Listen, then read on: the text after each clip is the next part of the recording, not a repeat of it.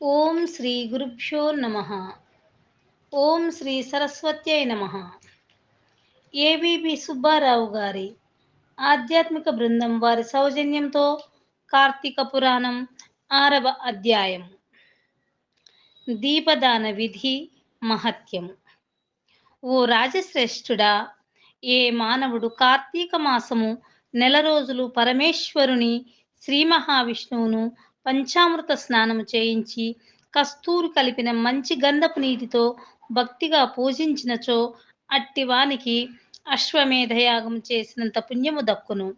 అటులనే ఏ మానవుడు కార్తీక మాసమంతయు దేవాలయమునందు దీపారాధన చేయునో వానికి కైవల్యము ప్రాప్తించును.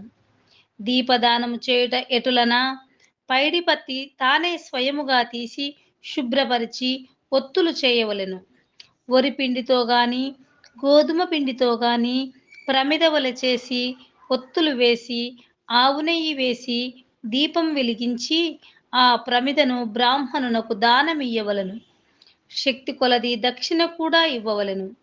ఈ ప్రకారముగా కార్తీక మాసమందు ప్రతిదినము చేసి ఆఖరి రోజున వెండితో ప్రమిదను చేయించి బంగారముతో ఒత్తిని చేయించి ఆవు నెయ్యి నిండుగా పోసి వెనుక చేసిన ప్రకారముగా గోధుమ పిండితో ప్రమిదను చేసి ఆవు నెయ్యి పోసి దీపము వెలిగించి ఈ నెల రోజులు దానము చేసిన బ్రాహ్మణునికే ఇది కూడా దానమిచ్చిన ఎడల సకల ఐశ్వర్యములు కలుగుటయే కాక మోక్ష ప్రాప్తి కలుగును. దీపదానం చేయువారు ఇట్లు వచింపవలెను.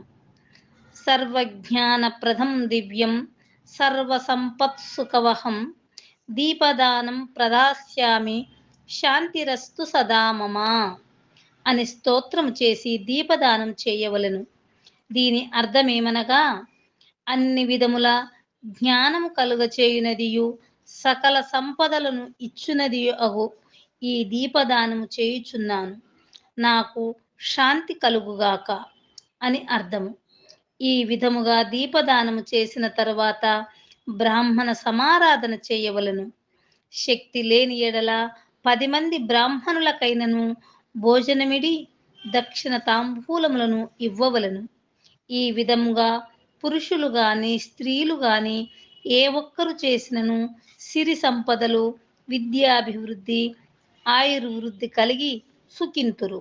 దీనిని గురించి ఒక ఇతిహాసము గలదు, దానిని వివరించదను, ఆలకింపుమని వశిష్ఠుడు జనకునితో ఇట్లు చెప్పసాగెను.